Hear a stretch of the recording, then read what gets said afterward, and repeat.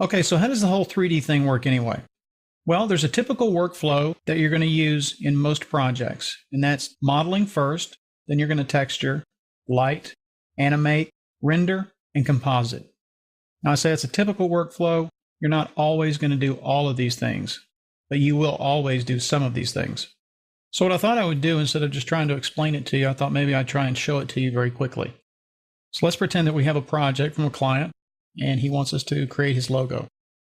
And by the way, don't try and follow along with me. Just try and watch, because we're going to be going over most of this information several times. So this first time, just sit back, relax, and enjoy yourself. Okay, so I'm going to drop in a text object. I'm going to change that to something more meaningful. Change the font to Arial Black. I'm going to make this quite a bit bigger. Zoom out. I'm going to drop in an extrude NURBS, and we're going to put the text object underneath the extrude NURBS. So now we have some 3D depth here. Just move this out. Okay, so this would be the modeling portion of our project. Let's get to the texturing. I'm going to double click here to create a material. We'll create a simple material. Give it a gray color. We'll give it some reflection. Drop that on our floor object. Create another material. Make that color somewhere around here. Turn reflection on for this material as well. Dial it down. We'll put that on the text. Do a quick render. Now we've completed the texturing portion of the project. Let's come out here. Let's drop a light in the scene. Pull the light up. I'm going to go over to the top view. Pull this light out in front. And duplicate the light, pulling Command or Control and pulling down on the light. I'll drag that back here. Duplicate the light again. Drag it over here. I go back into my perspective view. We turn on the shadows for the backlight. There we go. So we'll call that our lighting. It's done. Let me go over here and let's just see if we can go through the D here.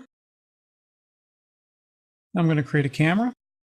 I'll click on this little black symbol to make it the active camera. I'm going to change the dimensions on the camera to 1280 by 720. I'm going to click right here, click on coordinates, click on the position, X, Y, and Z, and put a keyframe there at 0. And also, I want to keyframe the bank as well. So let's take the bank, put that at 21, and we'll set a keyframe for that as well. Now when we come out here to 20, put that back to 0, zoom out, put a keyframe there. So now we have this quick little animation. Let's go ahead and go up to 30 and pull the camera back just a little bit more. And we'll put another keyframe here. And we'll make the total timeline 30 frames. So now we have that going on. Okay, so let's look at rendering. I'm going to come up here to my render settings. I've got 1280 by 720. I'm going to save these files. I'm going to save this to the folder I've already created, 1618. Turn on multipass.